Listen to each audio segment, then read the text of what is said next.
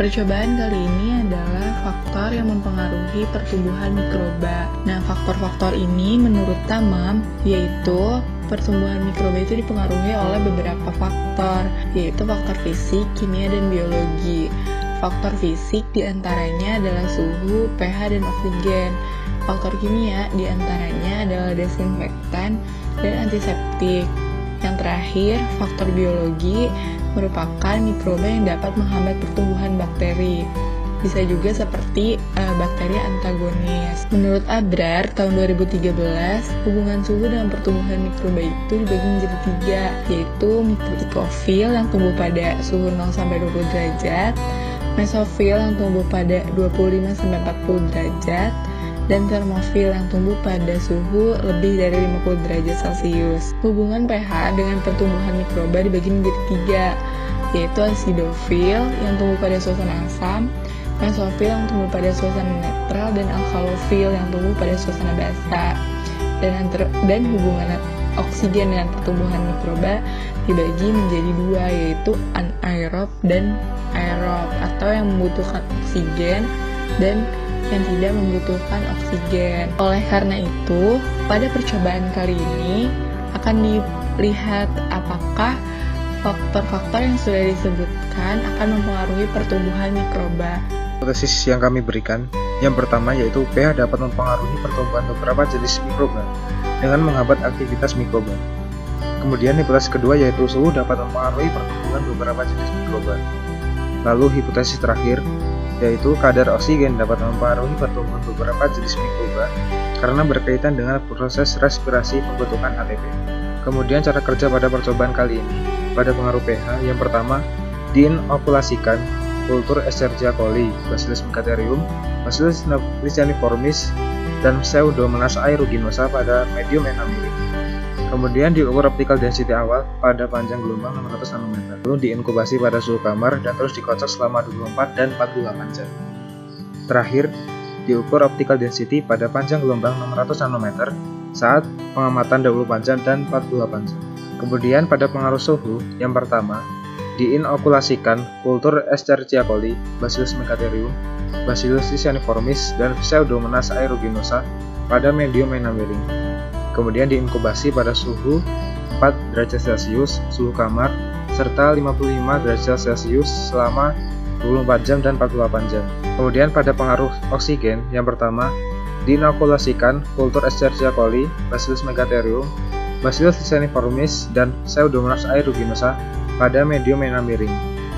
Kemudian diinkubasi dan dihomogenisasi pada suhu kamar selama 24 jam dan 48 jam.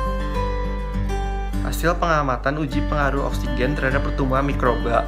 Pada gambar 1, terdapat pertumbuhan macam-macam mikroba berdasarkan ketergantungan oksigennya.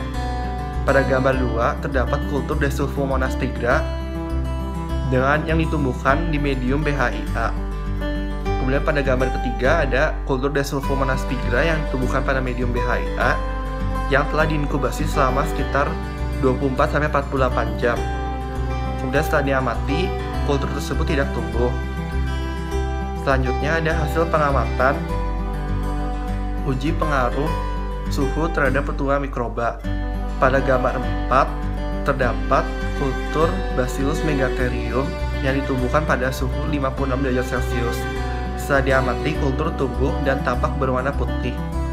Pada gambar 5 terdapat kultur Bacillus megatherium yang ditumbuhkan pada suhu ruang. Kemudian pada gambar 6 terdapat kultur Bacillus megatherium pada suhu ruang yang telah diinkubasi selama 24-48 jam.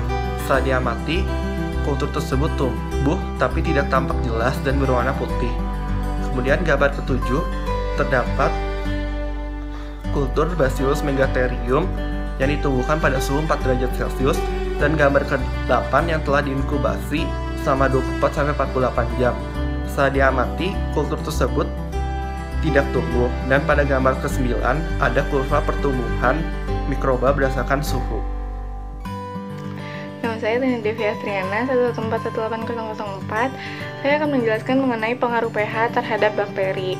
Nah, jadi bakteri itu memiliki pH-nya masing-masing untuk tumbuh atau pH optimum. yang dapat memaksimalkan pertumbuhannya. Nah, atas toleransi bakteri terhadap pH ini terbagi menjadi 3, disebutkan oleh Black pada tahun 2008, yaitu bakteri acidofilik, neutrofilik, dan alkalifilik. Nah, acidofilik ini artinya bakteri tumbuh baik pada pH yang cenderung asam, yaitu pH 1 sampai 5,4. Nah, kalau yang neutrofilik itu bakteri tumbuh baik pada pH yang cenderung netral, yaitu pH 5,4 sampai 8.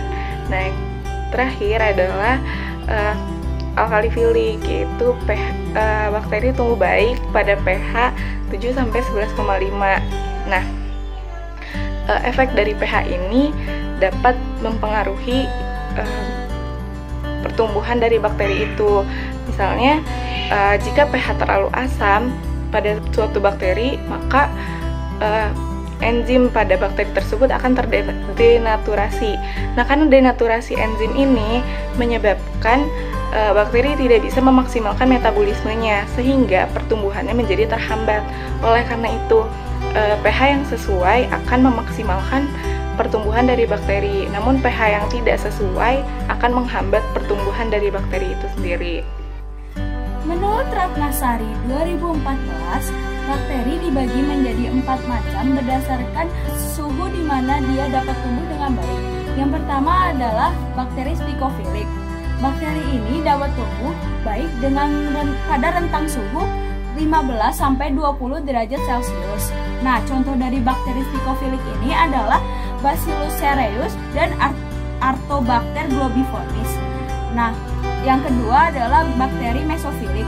Bakteri mesofilik adalah bakteri yang dapat tumbuh dengan baik pada rentang suhu 25 sampai 40 derajat Celcius dengan suhu optimumnya 37 derajat Celcius. Nah, contoh dari bakteri mesofilik sendiri adalah Staphylococcus aureus, Bacillus subtilis, Lactobacillus vulgaris, dan Pseudomonas aeruginosa. Yang ketiga adalah bakteri termofilik. Bakteri termofilik adalah bakteri yang dapat tumbuh dengan baik pada rentang suhu 50 sampai 60 derajat Celcius. Contoh dari bakteri termofilik sendiri adalah Bacillus licheniformis. Nah, yang terakhir adalah bakteri hypertermofilik. Bakteri ini adalah bakteri yang dapat tumbuh dengan baik pada suhu di atas 60 derajat Celcius.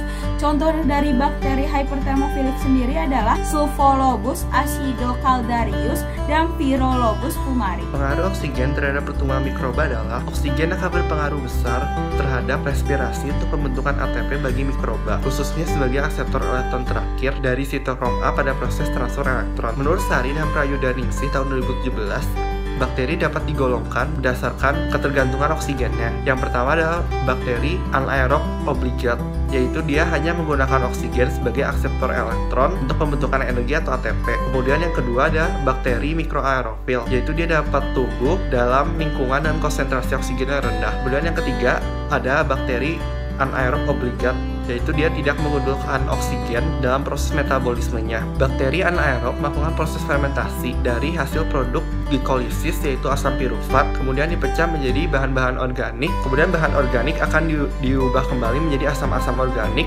hidrogen, karbon dioksida, amonia dengan energi yang jauh lebih rendah, yaitu delta G atau Gibbs free energy sekitar min 23 sampai 88 kilokalori per mol. Menurut Madigan et al. Tahun 2000. Saya akan membahas mengenai pengelompokan mikroba atau bakteri berdasarkan ada atau tidaknya oksigen. Pengelompokan bakteri atau mikroba tersebut antara lain bakteri aerotoleran. Bakteri aerotoleran merupakan jenis bakteri anaerob, sehingga bakteri jenis ini tidak memerlukan oksigen untuk melakukan respirasi. Bakteri jenis ini melakukan proses fermentasi untuk memproduksi ATP. Apabila bakteri aerotoleran ditempatkan pada suatu medium yang memiliki kandungan oksigen, maka bakteri aerotoleran tidak akan mati karena bakteri ini memiliki mekanisme perlindungan diri untuk melindungi diri dari molekul oksigen yang reaktif, sehingga apabila bakteri ini ditumbuhkan pada suatu medium dalam tabung reaksi, maka bakteri jenis ini akan tersebar merata di sepanjang tabung reaksi. Kemudian bakteri selanjutnya yaitu anaerob obligat. Bakteri anaerob obligat merupakan jenis bakteri yang hidup di lingkungan yang tidak memiliki oksigen. Hal tersebut dikarenakan apabila bakteri anaerob obligat ditempatkan atau ditumbuhkan pada suatu medium dengan suasana oksigen atau zat asam, maka akan terbentuk H2O2 atau hidrogen peroksida yang bersifat toksik pada bakteri itu sendiri. Meskipun bakteri ini hidup di lingkungan tanpa oksigen, namun ada beberapa jenis bakteri yang termasuk golongan bakteri anaerob obligat yang mampu mentolerir sedikit konsentrasi oksigen, tergantung kemampuan bakteri masing-masing. Mekanisme yang dilakukan untuk bertahan hidup dalam suasana oksigen yaitu dengan membentuk endospora yang mampu melindungi bakteri dari molekul oksigen yang reaktif. Kemudian, pengelompokan bakteri selanjutnya yaitu aerob fakultatif. Bakteri aerob fakultatif merupakan jenis bakteri yang mampu hidup baik dalam kondisi aerob maupun anaerob. Apabila tersedianya oksigen, maka bakteri ini akan melakukan proses respirasi untuk menghasilkan ATP. Namun apabila oksigen tidak tersedia, maka bakteri ini akan melakukan fermentasi untuk memproduksi ATP. Kesimpulan dari hasil percobaan didapatkan: pertama, berdasarkan hasil pengamatan pertumbuhan bakteri berdasarkan pengaruh pH, didapatkan bahwa bakteri Escherichia coli, bakteri Bacillus megatherium seri Pseudomonas aeruginosa merupakan bakteri neutrofilik, sedangkan bakteri Licheniformis merupakan bakteri alkalifilik. Yang kedua, berdasarkan hasil pengamatan pertumbuhan bakteri berdasarkan pengaruh suhu, didapatkan bakteri Escherichia coli, Bacillus licheniformis, dan Bacillus megatherium dan Pseudomonas aeruginosa merupakan bakteri mesofilik. Yang ketiga, berdasarkan hasil pengamatan berdasarkan pengaruh oksigen, didapatkan bakteri Escherichia coli merupakan bakteri aerob fakultatif, bakteri Bacillus megatherium dan Bacillus licheniformis merupakan